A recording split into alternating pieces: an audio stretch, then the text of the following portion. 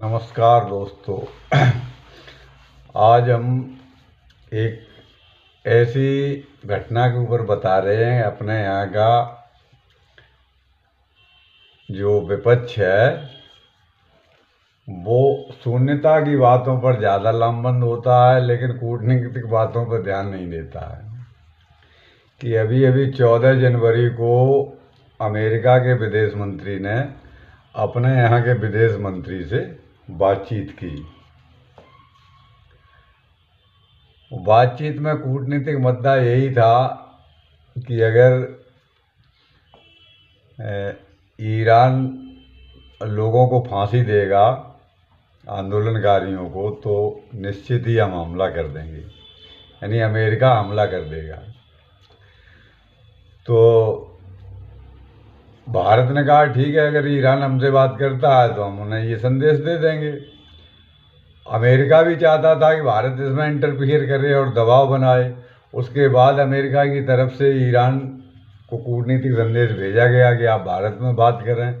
तो फिर ईरान के जो विदेश मंत्री थे सैयद अब्बास, उन्होंने अपने विदेश मंत्री श्री जयशंकर से बात की।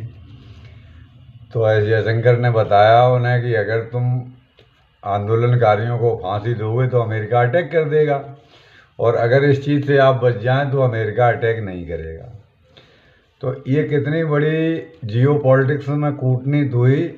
इस बात को विपक्ष कतई मुद्दा नहीं उठाएगा कि अमेरिका और ईरान का युद्ध जो है एक ऐसे ध्रुव पर लेकर के रुका जहां भारत की ईरान तुरंत भारत के विदेश मंत्री से बात हुई और उसके बाद तुरंत ईरान के विदेश मंत्री का फ़ोन आ गया और उस बात को रोक दिया गया।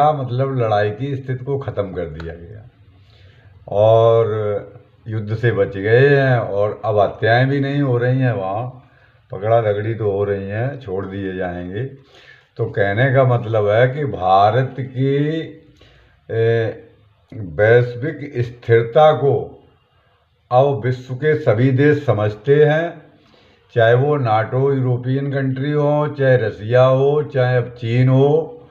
लेकिन अपने आसपास के जो हैं, पाकिस्तान बांग्लादेश सही चल रहा था। बांग्लादेश में जो है वो सरकार अब तो क्लियर हो गया कि अमेरिका ने सरकार गिरवा दी है। यह है कि अब पार्टी उनको भी, उनकी पार्टी को मान्यता मिले, वो भी लोग चुनाव लड़ें। ऐसा नहीं हो कि युद्ध और तनाव की स्थिति पैदा हो। अच्छे लोग जो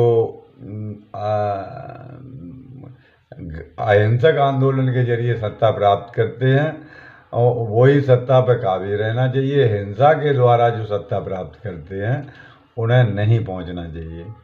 तो ईरान में भी बदलाव होना चाहिए। ये इस्लामिक रूल और रेगुलेशन नहीं चल सकता है, और इस्लाम सत्ता में अब व्यवस्थित होने के लिए धर्मवाद के मुद्दे नहीं होने चाहिए। आज के लिए इतना ही।